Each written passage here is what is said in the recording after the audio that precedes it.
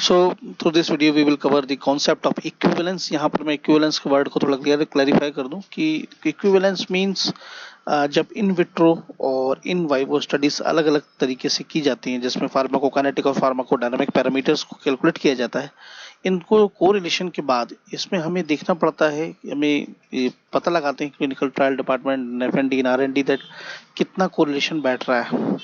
सो equivalence concept को देखेंगे इस वीडियो के माध्यम से.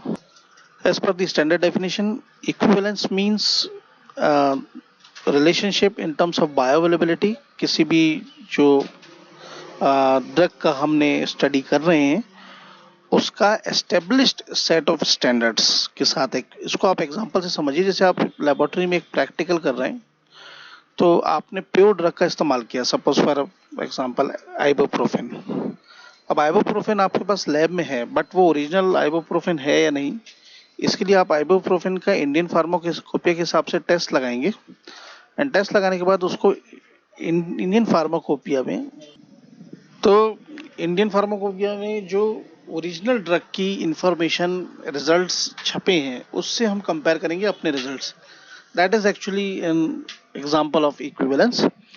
इसके उद्देश्य है कि जब कभी भी नया प्रोडक्ट मार्केट में आने के लिए तैयारी चलती रहती है तो वो प्रोडक्ट के बारे में तो अभी कुछ जानकारी है नहीं, हम सेट ऑफ एक्सपेरिमेंट्स उसके ऊपर लगाते हैं, प्रैक्टिकल्स करते हैं, तो जो भी रिजल्ट्स हमें मिलते हैं उसको हम approved already same medicinal product की कैटेगरी से कंपेयर करके और फिर उसके स्टैंडर्ड्स को देखते हैं कि परफॉर्मेंस कैसी है.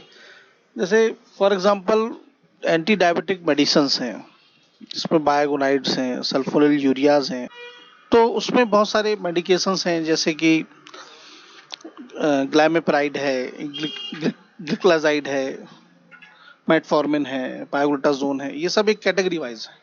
अब ये मॉलिक्यूल अगर मान लीजिए फर्स्ट टाइम अगर सपोज ग्लिक्लाजाइड लॉन्च हो रहा है तो ग्लिक्लाजाइड की कोई भी प्रोफाइल नहीं थी, क्या उसकी सॉल्युबिलिटी होगी, क्या ADME होगा, क्या उसका परफॉर्मेंस होगा, तो ग्लिक्लाजाइड के ऊपर सारे स्टडीज करेंगे, that is in vitro in vivo, और जो रिजल्ट मिलेंगे उसको ऑलरेडी जो मार्केट में एंटी डायबिटिक मॉलिक्यूल है उसकी सारी क्लिनिकल ट्रायल के डेटा, इंडियन फार्माकोपियल इंफॉर्मेशन उससे कंपेयर करेंगे.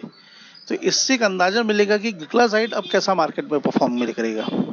ये इक्विवेलेंस एक किस्म का हाइपोथेटिकल प्रेडिक्शन भी है which is based on factual text sheet. Second is to ensure the clinical performance. ये अंडरस्टूड सी बात है कि मार्केट में क्लिनिकल परफॉर्मेंस कैसा होगा. और third, equivalence studies are conducted if there is such a risk of bio equivalence या risk of therapeutic failure. Pharmacotherapeutic failure means clinical performance या बायो इक्विवेलेंस को करने का सबसे बड़ा रिस्क जो कवर हो सकता है वो है फार्माकोथेरापेटिक फेलियर. ऑब्वियस सी बात है, किसी मर्ज को ठीक करने के लिए दवा को बनाया गया है, उसके ऊपर ट्रायल किया जा रहा है, उसको लॉन्च किया जा रहा है, तो वो हमें रिस्पॉन्स नहीं हो पाया. जैसा कि हमने पिछले वीडियोस में देखा था कि ड्रग का MEC पर यानी मिनिमम इफेक्टिव कॉन्सेंट्रेशन पर सही मात्रा में सही टाइम पर जाना बहुत ज़रूरी है. अगर वो नहीं हो पाया तो उसका plasma level time profile curve बन ही नहीं पाएगा, थेरापेटिक एक्शन शुरू नहीं होगा क्योंकि ऑनसेट ऑफ एक्शन नहीं होगा. अब ये नहीं होगा तो that will be called as pharmacotherapeutic failure. Now let's have a look at types of equivalence. It's quite an obvious. एक फॉर्मुलेशन होती है जो रासायनिक होती है, शरीर में प्रवेश करने के बाद वो फार्माकोलॉजिकल एक्शन देती है. तो पहला हो गया रसायन के हिसाब से केमिकल इक्विवेलेंस, मतलब ऐसे दो डोजेज फॉर्म यहाँ पर मतलब होता है tablet, capsule, syrup, suspension, emulsion. ऐसे दो डोजेज फॉर्म जो कि सेम ड्रग को कंटेन करते हैं, सेम क्वांटिटी स्पेसिफाइड उनकी फार्माकोपिया में है. जैसे example Dilantin and Eptoin chemically equivalent as they contain same quantity of phenytoin on chemical assay. एक और मैं बहुत कॉमन एग्जांपल दे देता हूँ, पैरासिप 500 एंड कैलपॉल 500. दोनों में ही paracetamol labelled Indian pharmacopoeia 500 milligram है. That is actually chemical equivalence. Bio equivalence का मतलब जब ये दवाएं शरीर में जाएंगी तो ये सेम गति से, समान गति से ब्लड में पहुंचेंगी, समान गति से प्लाज्मा कॉन्सेंट्रेशन टाइम प्रोफाइल बनेगी और समान गति से ही अपने एक्शन देंगी. मतलब इनका कर्व अगर हम बनाएं तो इन दोनों के कर्व एक दूसरे के ऊपर सेम बिल्कुल ओवरलैप करेंगे जो प्लाज्मा कंसंट्रेशन टाइम प्रोफाइल का होगा. That is actually called as the bioequivalence. Next is the pharmaceutical equivalent. जो भी ड्रग प्रोडक्ट डोजेज फॉर्म में आइडेंटिकल होते हैं, जो सेम एक्टिव इंग्रेडिएंट होता है, सेम सॉल्ट होता है, सेम डोजेज फॉर्म है, सेम रूट ऑफ एडमिनिस्ट्रेशन है, मतलब फार्मास्यूटिक्स पॉइंट ऑफ व्यू से बनाने का तरीका, एक्सीपिएंट सब सेम है, that will be called as pharmaceutical equivalent. मतलब जिनका एक्टिव इंग्रेडिएंट सेम है, डोजेज फॉर्म सेम है, स्ट्रेंथ सेम है, that will be called as pharmaceutical equivalent.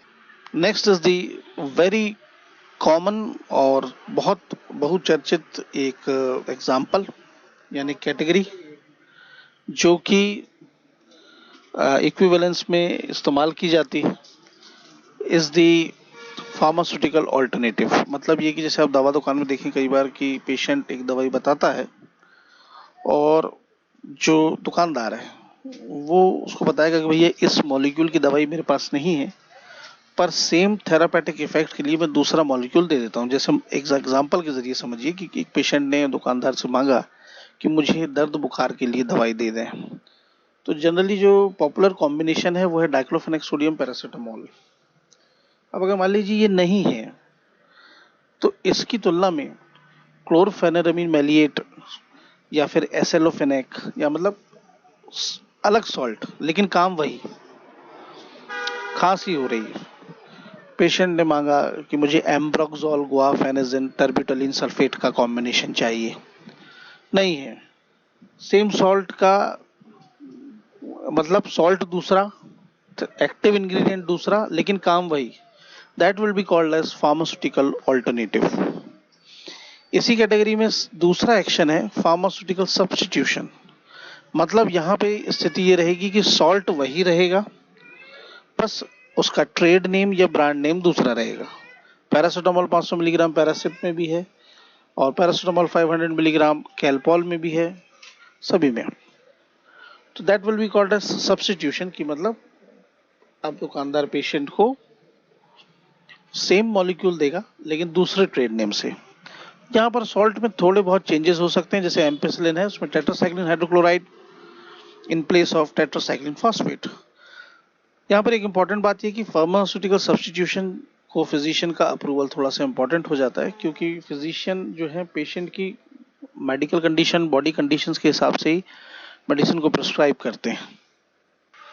Therapeutic equivalents, अब यहाँ पर वो कैटेगरी है, वो दवाएं हैं जो कि consider to be equivalent only जब उनका फार्मास्यूटिकल इक्विवेलेंट होगा, और सबसे ज़्यादा इम्पॉर्टेंट कि उनका जो थेरापेटिक इफेक्ट है, मींस जो फार्माकोलॉजिकल रिस्पॉन्स पेशेंट में मिलेगा वो पर्टिकुलरली एग्जैक्टली सेम होना चाहिए. That is the mode, means having the same clinical effect. Food and drug administration ने उन्हीं ड्रग्स एंड डोजेज फॉर्म को थेरापेटिकली इक्विवेलेंट घोषित किया है जो इन क्राइटेरिया को पूरा करेंगे, जो कि बहुत कारगर हैं और सुरक्षित हैं. फार्मास्यूटिकली हर एंगल से बराबर है, मतलब डोजेज फॉर्म उनका सेम हो रहा है. ऐसा नहीं कि एक की टैबलेट है, एक का कैप्सूल है या सिरप है, सेम डोजेज फॉर्म होना चाहिए. बायो इक्विवेलेंस मतलब सेम क्लिनिकल इफेक्ट देंगे. यहाँ पर एडिक्युलेट लेबल्ड मतलब उसमें वो सारी इंफॉर्मेशन होगी, मैन्युफैक्चरिंग, एक्सपायरी, वार्निंग, स्टोरेज, सब कुछ. And last, they are manufactured in compliance with current GMP, that is good manufacturing practices. ये भी एक इसकी कैटेगरी में एक बहुत इंपॉर्टेंट एग्जांपल कि therapeutic alternative and substitute same चीज़ है. थेरापेटिक ऑल्टरनेटिव का मतलब ये है कि the drug product containing same active ingredient but salt उसका दूसरा होगा और एक्शन वही.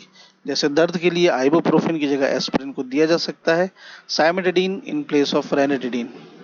थेरापेटिक सब्स्टिट्यूशन की अगर हम देखें तो dispensing therapeutic alternative in place of prescribed, like ampicillin in place of amoxicillin and ibuprofen instead of naproxen. So this was a quick video on equivalence, that is in the bioavailability part. इसके कुछ की highlights अगर मैं summarize करूं तो there are majorly three categorization of the equivalence, that is chemical, pharmaceutical, therapeutic. These are the three major category जिसमें कि equivalence को divide किया जाता है. So I hope you have liked the video. So please do like and share, and thank you.